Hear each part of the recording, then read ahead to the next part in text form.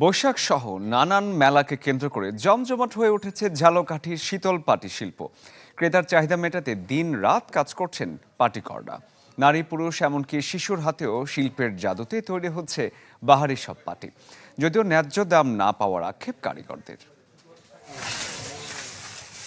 পেয়ারা আর শীতল পাটি এই নিয়ে ঝালকাঠি।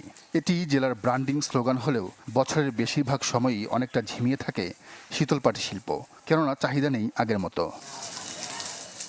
তবে বৈশাখ সহ নানান মেলাকে কেন্দ্র করে জমজমাট হয়ে উঠেছে জেলার গ্রামগুলো। ক্রেতার চাহিদা মেটাতে দিনরাত কাজ করছেন পাটিকররা। নারী পুরুষ এমনকি শিশুর হাতেও শিল্পের জাদুতে তৈরি হচ্ছে বাহারি সব পাটি। এই শীতল পাটি আমাদের ঝালকাঠির পণ্য, এটা গরমে খুবই চাহিদা। সাহায্য সহযোগিতা পেলে অথবা আমাদের যে পাইত্রা গাছ আছে এগুলোর জন্য পরিচর্যার জন্য বা সার বীজ এগুলো যদি দেওয়া হয়, দেখা গেল আরও মান উন্নয়ন করা যাবে। মেলা বাদেও বিভিন্ন দোকানে চড়া দামে বিক্রি হয় শীতল পাটি।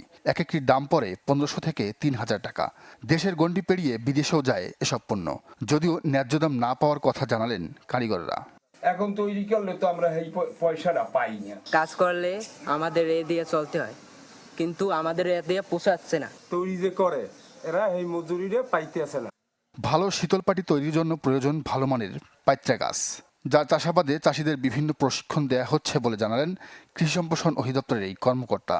এই পাটি চাষিদের এবং তা কারিগরদের বিভিন্ন সময় প্রশিক্ষণ এবং এটি চাষ করার পদ্ধতি সহ নানাবিধ বিষয়ে পরামর্শ এবং মাঝে মাঝে কিন্তু এই পাটি গাছ সহ অন্যান্য ফসল উৎপাদন বিষয়ে কিন্তু পরামর্শ প্রদান করা হচ্ছে। ঝালকাঠির ঐতিহ্যবাহী শীতলপাটি শিল্পের উন্নয়নে সব ধরনের পদক্ষেপ নেওয়ার আশ্বাস জেলা প্রশাসকের।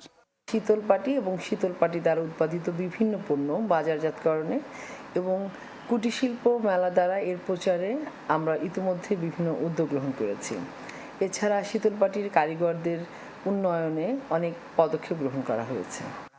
ঝালকাঠির রাজপুর, নলছিটি ও জেলা সদরে 3 শতাধিক পরিবার বংশ পরম্পরায় শীতল পাটি তৈরি করে জীবিকা নির্বাহ করছেন। Desk report, channel 24।